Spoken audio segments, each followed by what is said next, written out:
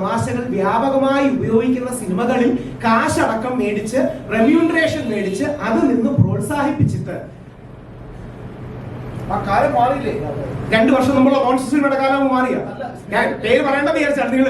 അതായത് മോൺസ്റ്റേഴ്സ് പ്രമുഖമായ ഒരു നടൻ ഈ പ്രമുഖമായ നടിയോട് മോൺസ്റ്റർ സിനിമയിൽ അതിശക്തമായ രീതിയിൽ ഇതിനേക്കാൾ എക്സ്പ്ലിസിറ്റ് ആയ ഇതേ സാഹചര്യത്തിൽ ഒരു പരാമർശവും കുറച്ചു കാലം മുമ്പുള്ള ഈ നഗരത്തിന്റെ പേരുള്ള ലോട്ട് എന്ന് പറയുന്ന ഒരു സിനിമയിൽ ഇതേ അഭിനേത്രിയോട് ഇതേ രീതിയിൽ നേരത്തെ പറഞ്ഞ ദേവിയുടെ പേരല്ലാതെ കുറച്ചുകൂടെ എക്സ്പ്ലിസിറ്റ് ആയി ഇത് തന്നെ പറയുന്ന സിനിമയിലെ ദ്വയാർത്ഥങ്ങളിൽ ഒക്കെ സന്തോഷപൂർവ്വം നിൽക്കുകയും അതിനെ പ്രോത്സാഹിപ്പിക്കുകയും ചെയ്തിട്ട് തിരിച്ചിറങ്ങി ദ്വയാർത്ഥ പ്രയോഗങ്ങൾ തെറ്റാണെന്ന് പറയുകയും ഒരു വരി കൂടി ഇത് പറയുമ്പോൾ അവരെ ഡിഫെൻഡ് ചെയ്യാൻ എന്ത് പറയുന്നറിയോ, അതൊക്കെ സിനിമയല്ലേ എന്ന്.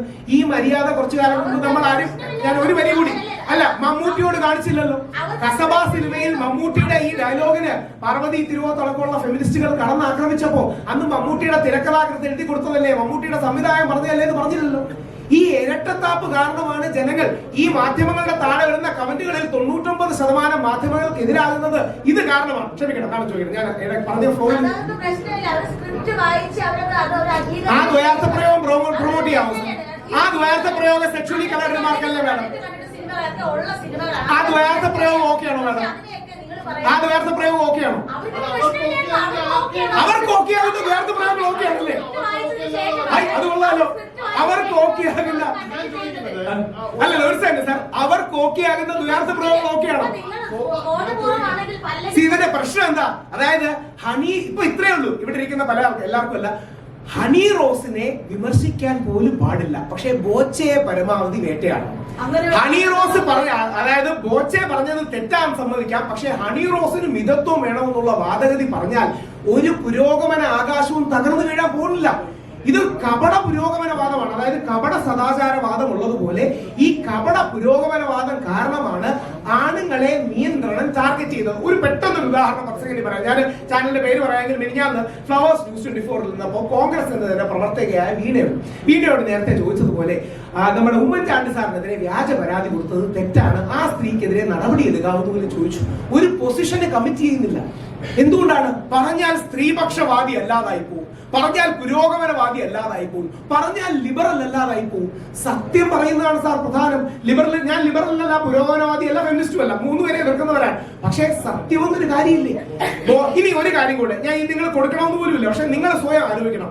ഹണി റോസിന്റെ വസ്ത്രധാരണത്തിൽ പ്രശ്നമില്ലേ എന്ന് ചിന്തിക്കാത്ത ഒരു മലയാളിയെങ്കിലും കേരളത്തിലുണ്ടോ? അങ്ങനെ ഉണ്ടെങ്കിൽ ഒന്നെങ്കിൽ അവർ കണ്ണടച്ചിട്ടാക്കുകയാണ്, അല്ലെങ്കിൽ അവർ കള്ളം പറയുക. കാരണം എന്റെ ബോധ്യമല്ലേ എനിക്ക് പറയാൻ പറ്റൂ, ഹണി റോസിന്റെ ബോധ്യം എനിക്ക് പറയാൻ പറ്റൂ, എന്റെ ബോധ്യമല്ലേ എനിക്ക് പറയാൻ പറ്റൂ. ഹണി റോസ് ഇനി 2 ഹണി റോസിനെതിരെ വ്യാപകമായ വിമർശനമുണ്ട്. കേരളം മുഴുവൻ അവർക്കെതിരെ തിരിയുന്നു എന്ന് അവർക്ക് തോന്നുന്നത് രാഹുൽ ഈശ്വർ പറയുന്നതുകൊണ്ട് മാത്രമല്ലല്ലോ. അതായത് നിങ്ങൾ ഒരു കാര്യം ദയവായി ശ്രദ്ധിക്കുക. ഒരു സൈഡിൽ മുഖ്യമന്ത്രി, ഒരു സൈഡിൽ എല്ലാ മുഖ്യധാരാ മാധ്യമങ്ങളും, ഒരു സൈഡിൽ പോലീസ് കേസിന്റെ പേടിപ്പെടുത്തൽ. അതായത് ഹണി റോസിനെതിരെ കമന്റ് ഇട്ട പലർക്കെതിരെ ഒരു കേസും ശ്രദ്ധിച്ചു കാണും. ഇത്രയും ഉണ്ടായിട്ടും രാഹുൽ ഈശ്വർ എന്ന ഒറ്റ വ്യക്തി പറയുന്ന വാക്കുകൾക്കും വിമർശനത്തിനും ഇത്ര പ്രാധാന്യവും സ്വീകാര്യതയും കിട്ടുന്നത് ഈ മുഖ്യമന്ത്രിയും പോലീസും മാധ്യമങ്ങളും അല്ല, ഞങ്ങൾ പറയുന്നതാണ് ശരിയെന്ന ബോധ്യം കേരള സമൂഹത്തിനുള്ളതുകൊണ്ടാണ്. നിങ്ങളുടെ അടക്കമുള്ള ചാനലുകളുടെ താഴെ നോക്കിയാൽ അതിലെ ഒരു ചാനലിന്റെ ഇത് എനിക്ക് ഫ്ലവേഴ്സ് ന്യൂസ് 24 ആണോ ടോപ്പ് ഇന്ത്യയിൽ, അതായത് കേരളത്തിലല്ല ഇന്ത്യയിൽ നമ്പർ 1 ട്രെൻഡിങ് ആയി. അതിന്റെ താഴെയുള്ള 10,000 കമന്റ് എടുത്തു നോക്കുക, 1-2 കമന്റ് ഒഴിച്ച് 99.99% ഇതിനെ അംഗീകരിക്കലാണ്, പ്രത്യേകിച്ച് സ്ത്രീകൾ.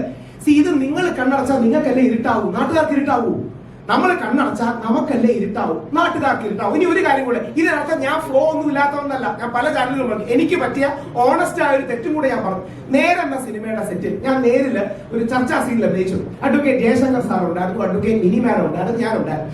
അതിജീവിത എന്ന വാക്കിന്റെ കൂടെ ഞാൻ പറഞ്ഞുകൂടാത്ത പ്രാസം ഒപ്പിച്ച് മറ്റൊരു വാക്ക് ഒരു 5 ഡയലോഗിന് വേണ്ടി ഞാൻ പറഞ്ഞു. ചർച്ച ഓർഗാനിക് ആയിട്ട് വരട്ടെ എന്ന് പറഞ്ഞ് ഞങ്ങളുടെ ഇടയിൽ ചർച്ച വെച്ചതാണ്. ആ വാക്ക് തികച്ചും തെറ്റാണ്. എന്നോട് അവിടെ ഞാനും മിനി മാഡം എന്നും അടിയാണ്. മിനി മാഡം എന്നോട് പറഞ്ഞു, രാഹുൽ ഈശ്വർ ആ വാക്ക് ഉപയോഗിക്കരുത്, ആ വാക്ക് ശരിയല്ല. ഇപ്പോൾ ആന്റണി പെരുമ്പാവൂരടക്കമുള്ള സെറ്റിലെ ആൾക്കാരുണ്ട്, അവർ പറഞ്ഞു ശരിയല്ല, കറക്റ്റാണ് മാഡം ആ പറഞ്ഞത് പോയിന്റ് ഉണ്ട്. കാര്യം ആ ഒരു വാക്ക് പോപ്പുലറൈസ്ഡ് ആയാൽ ആ വാക്ക് വ്യാപകമായി എല്ലാ സ്ത്രീകൾക്കെതിരെ മിസ്യൂസ് ചെയ്യപ്പെടും, അല്ലെങ്കിൽ നാളെ ജെനുവിൻലി പരാതി കൊണ്ടുവരുന്ന സ്ത്രീകൾക്കെതിരെ മിസ്യൂസ് ചെയ്യപ്പെടും. ആ വാക്ക് അതിനുശേഷം ഇന്ന് ഞാൻ അതിനുശേഷം ജീവിതത്തിലോ സാമൂഹിക മാധ്യമങ്ങളിലോ ഒന്നും ഉപയോഗിച്ചിട്ടില്ല. അതിന്റെ കാരണം നമുക്ക് തെറ്റുണ്ടെങ്കിൽ ചൂണ്ടിക്കാണിച്ചാൽ മാറ്റാം. പക്ഷേ ഇതിന് 3 വർഷം ബോച്ചയെ ജയിലിലിടണം എന്നൊരു നിർബന്ധ ബുദ്ധി ഹണി റോസ് പിടിക്കരുത്. ഇതിന് 3 വർഷം പരമാവധി കുടുക്കി പരമാവധി ജയിലിലിട്ട് ടാർഗറ്റ് ചെയ്യണം എന്ന് പറയുന്ന ഒരു ആറ്റിറ്റ്യൂഡ് നമ്മൾ എടുക്കരുത്. സോഷ്യൽ റോങ്ങിനെ സോഷ്യൽ റോങ് ആയി കാണണം. ഇല്ലെങ്കിൽ നാളെ നിങ്ങൾക്കെതിരെയും ബോച്ചയ്ക്കെതിരെ മറ്റൊരു കോണ്ടെക്സ്റ്റിലാണെങ്കിലും ഉദ്ദേശശുദ്ധിയെ നന്നായിട്ട് പോയ ഡോക്ടർ അരുൺകുമാറിനാണെങ്കിലും ബോച്ചയ്ക്ക് അത്യാവശ്യം ആൾക്കാരെ കൈയടിപ്പിക്കുന്നുണ്ടായിരുന്നു. കുറച്ചൊന്ന് സെക്ഷലി ടിറ്റിലേറ്റ് ചെയ്ത് ആൾക്കാരൊന്ന് കൈയടിക്കട്ടെ, ആൾക്കാരെല്ലാം ഒന്ന് കൂകി പിടിക്കട്ടെ എന്നൊക്കെയുള്ള ആഗ്രഹത്തിലാണ് പറഞ്ഞത്. ഇതൊന്നുമില്ലാതെ തമാശയ്ക്ക് ചാനലിൽ ഡോക്ടർ അരുൺകുമാറിനോ അല്ലെങ്കിൽ വേറൊരാൾക്കോ ആരാണെങ്കിലും XYZ ഇവർ അല്ലെങ്കിൽ നാളെ ഞാൻ ഏതെങ്കിലും ഒരു പരാമർശം പറഞ്ഞാലോ ആണുങ്ങളെ ടാർഗറ്റ് ചെയ്യുന്നതാണ് പുരോഗമനവാദം, ആണുങ്ങളെ ജയിലിലിടുന്നതാണ് പുരോഗമനവാദം. സ്ത്രീപക്ഷ സമീപനം എന്ന് പറഞ്ഞാൽ ഇന്നലെ മുഖ്യമന്ത്രി പറഞ്ഞതുപോലെ പെൺകുട്ടിയെ നോട്ടവും വാക്കും കൊണ്ടോ പെണ്ണിന്റെ ആത്മാഭിമാനത്തെ ചോദ്യം ചെയ്ത് പണ്ട് നമ്മുടെ ഋഷിരാജ് സിംഗ് സാർ IG പറഞ്ഞതുപോലെ പെൺകുട്ടിയെ 14 സെക്കൻഡ് നോക്കി നിന്നാൽ കേസ് എടുക്കാൻ വകുപ്പുണ്ടെന്നൊക്കെ ഇല്ലെന്ന് പുള്ളിക്ക് അറിയാം, ഇല്ലെന്ന് നമുക്കും അറിയാം. പക്ഷെ ഇത് പറയുന്നത് എന്തിനാണ്? നിങ്ങളുടെ കൈയ്യടി കിട്ടാനാണ്, നിങ്ങളുടെ എന്ന് പറഞ്ഞാൽ മാധ്യമങ്ങളുടെ കൈയ്യടി കിട്ടാനാണ്. ഇല്ലെങ്കിൽ അങ്ങനെ ഒരാൾ പറയൂ, ഒരു പോലീസിന്റെ IGക്ക് വകുപ്പൊന്നും അറിയാത്തല്ലോ, ഒരു പെൺകുട്ടിയെ 14 സെക്കൻഡ് നോക്കി നിന്നാൽ ആ പയ്യനെതിരെ കേസ് എടുക്കാൻ വകുപ്പുണ്ടെന്ന് IG ആയ നമ്മുടെ കേരള പോലീസിലെ സിംഗമായ നമുക്ക് എല്ലാ ആരാധനയുള്ള ഋഷിരാജ് സിംഗ് സാർ പറയുന്നത് നിങ്ങൾ മാധ്യമങ്ങളുടെ കൈയടിക്ക് വേണ്ടിയാണ്.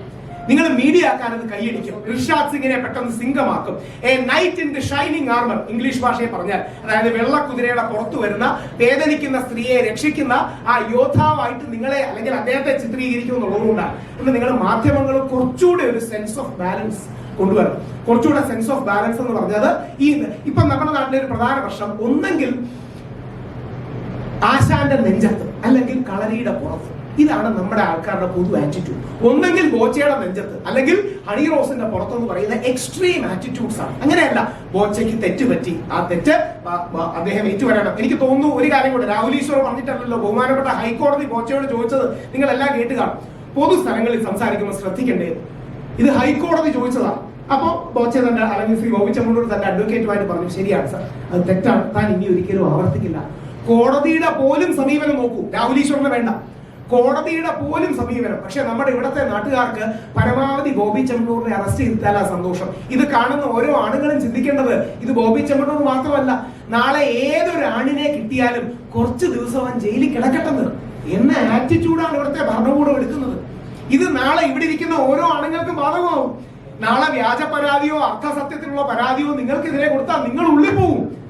നിങ്ങളടക്കമുള്ള നമ്മളടക്കമുള്ള ആണുങ്ങൾ ഉള്ളിൽ പോവും. വേറെ ആരും കാണില്ല, കൂടെ നിൽക്കുന്നവരും തള്ളി പറയും. കാര്യം കൂടെ നിൽക്കുന്നവർ തള്ളി പറഞ്ഞില്ലെങ്കിൽ അവർക്ക് പുരോഗമനവാദി പട്ടം കിട്ടില്ല.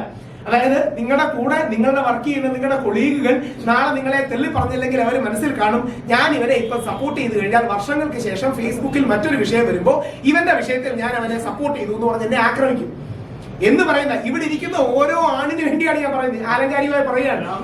ഒരു വരി കൂടി പറഞ്ഞു സാർ, ഒരു വരി കൂടെ പറഞ്ഞു അങ്ങനെയൊക്കെ വരുന്നത്. ഇവിടെ ഇരിക്കുന്ന ഓരോ ആണും ആലോചിക്കേണ്ടത്, നാളെ നിങ്ങൾക്ക് അങ്ങനെ ഒരു പ്രശ്നം വന്നാൽ രാഹുൽ ഈശ്വറിനെ പോലുള്ള കുറച്ചുപേരെ നിങ്ങളുടെ കൂടെ പോലും കാണും. എന്തുകൊണ്ടാണെന്ന് അറിയാമോ? ബാക്കിയുള്ളവർ അവിടെയും അസ്പർശ്യത കാണിക്കും, അൺടച്ചബിലിറ്റി കാണിക്കും. അവൻ പീഡകനായി, പിന്നെ അവൻ പീഡകനായി, പോക്സോക്കാരനായി, അവൻ പെർവേർട്ടായി, റേപ്പിസ്റ്റായി, കൊച്ചു കുട്ടികളെ ചെയ്യുന്നവനായി, അല്ലെങ്കിൽ സ്ത്രീത്വത്തെ അപമാനിക്കുന്നതായി. ഈ അവസ്ഥയിൽ നിങ്ങൾ വരാതിരിക്കാൻ, ഞാൻ വരാതിരിക്കാൻ, എനിക്ക് 2 ആൺമക്കളാണ്, നമ്മുടെ മക്കൾ വളർന്നു വരുമ്പോൾ അല്ലെങ്കിൽ വരാതിരിക്കാൻ, ഈ നാട്ടിലെ പുരുഷന്മാർ വരാതിരിക്കാൻ നമ്മൾ നോക്കണം. ഇല വന്ന് മുള്ളി വീണാലും മുള്ളു വന്ന് ഇല വീണാലും പുരുഷൻ ജയിലിൽ കൊണ്ടൊരു കാലഘട്ടത്തിലാണ് നമ്മൾ ജീവിക്കുന്നത്. ഒരു കാലത്ത് നിനക്ക് ആ അമ്മയും പെങ്ങന്മാരും ഒന്നും ഇല്ലേ എന്ന് ചോദിക്കുന്ന ഒരു കാലഘട്ടം ഉണ്ടായിരുന്നു. ഇന്ന് ചോദിക്കേണ്ടി വരുന്നത് നിനക്കൊന്നും അച്ഛനും ആങ്ങളമാരും ഇല്ലേ എന്നാണ്. ഇത് ചോദിക്കാൻ നമ്മുടെ മീഡിയക്കാർ തയ്യാറാകുന്നില്ല. അങ്ങനെ തയ്യാറാകുന്നുണ്ടോ നിങ്ങൾ ചോദിക്കാൻ ആ നിവിൻ പോളിയുടെ വ്യക്തിക്കെതിരെ, നിവിൻ പോളിക്കെതിരെ കള്ളം പരാതി കൊടുത്ത പെൺകുട്ടിക്കെതിരെ കേസ് എടുക്കാത്ത എന്താ പോലീസെ എന്നിവിടെ ഒരു മാധ്യമമെങ്കിലും ചോദിച്ചെങ്കിൽ ഞാൻ പറഞ്ഞത് പിൻവലിക്കാം. നിങ്ങൾക്കറിയാവുന്ന ആരെങ്കിലും ചോദിച്ചിട്ടുണ്ടോ? നിങ്ങൾക്കറിയാവുന്ന ഒരാൾ ചോദിച്ചിട്ടുണ്ടോ? സാറേ കള്ള പരാതി ആയിരുന്നില്ലേ, നിങ്ങൾ തെളിയിച്ചില്ലേ, പിന്നെ എന്താ ആ കൊച്ചിനെതിരെ കേസ് എടുക്കാത്തത്, അല്ലെങ്കിൽ ഒരു പരാതി ഇടാത്തത് ചോദിക്കാത്ത എന്താ? നിവിൻ പോളി എന്ന സൂപ്പർ സ്റ്റാർ അല്ലെങ്കിൽ സ്റ്റാർഡത്തിൽ നിൽക്കുന്ന സെലിബ്രിറ്റിക്കോ ഉമ്മൻചാണ്ടിക്കോ കിട്ടാത്ത എന്ത് നീതിയാണ് എനിക്കോ നിങ്ങൾക്കോ കിട്ടാൻ പോകുന്നത്? ഇത് ഇന്ന് നമ്മൾ മാറ്റിയില്ലെങ്കിൽ നാളെ തിരിഞ്ഞു കൊത്തുമെന്ന് മറക്കരുത്. ഇത് ഇന്ന് ഞാനും നിങ്ങളും മാറ്റിയില്ലെങ്കിൽ തിരിഞ്ഞു കൊത്തുമെന്ന് മറക്കണം. നമ്മൾ ആരും തെറ്റിയോന്ന അർത്ഥത്തിലല്ല, തെറ്റിയണമെന്നില്ലല്ലോ. വ്യാജ പരാതി വന്നാൽ പോരെ. നാളെ അങ്ങനെ നിങ്ങൾക്കെതിരെ ഒരു വ്യാജ പരാതി വന്നാൽ കൂടെ നിൽക്കുന്ന ആരും കാണില്ല എന്ന് ഓർക്കണമെന്നും കൂടി ഞാൻ ഓർപ്പിക്കുന്നു. ക്വസ്റ്റ്യൻസ് ഒന്നും ഇല്ലെങ്കിൽ അപ്പം വളരെ സന്തോഷം. Thank you. ഇനി ഇത്രയും ശക്തമായി പറഞ്ഞത് വേറൊന്നും കൊണ്ടല്ല, ഉച്ചയ്ക്ക് ശേഷം അറസ്റ്റ് ചെയ്യുമെന്ന് എനിക്കറിയില്ല. ബഹുമാനപ്പെട്ട ഹൈക്കോടതി ഏതെങ്കിലും രീതിയിൽ ഇന്ന് വെള്ളിയാഴ്ച നമ്മൾ ഇട്ടിട്ടില്ലായിരുന്നു, ഈ പോലീസ് അറസ്റ്റ് ചെയ്യുമെന്ന് അറിയില്ല. അറസ്റ്റ് ചെയ്യുകയാണെങ്കിൽ ഈ നിലപാടുമായിട്ട് ശക്തമായിട്ട് മുമ്പോട്ട് പോകും. കാര്യം ഇത് വരും തലമുറകൾക്കുള്ള നിലപാടാണ്. ഏതെങ്കിലും സ്ത്രീജനങ്ങൾ ഇത് കേട്ട് അവർക്കെതിരെയുള്ള നിലപാടാണെന്ന് തെറ്റിദ്ധരിക്കരുത്. ഇത് സ്ത്രീകൾക്കെതിരെയുള്ളതല്ല, തീവ്ര ഫെമിനിസത്തിനെതിരെയുള്ള ഒരു പോരാട്ടമാണ്. ഇത് ജയിക്കേണ്ടത് എന്റെയും നിങ്ങളുടെയും ഈ സമൂഹത്തിന്റെയും ആവശ്യമാണ്.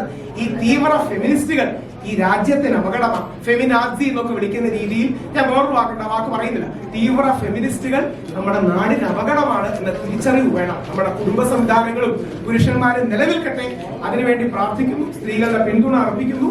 Thank you.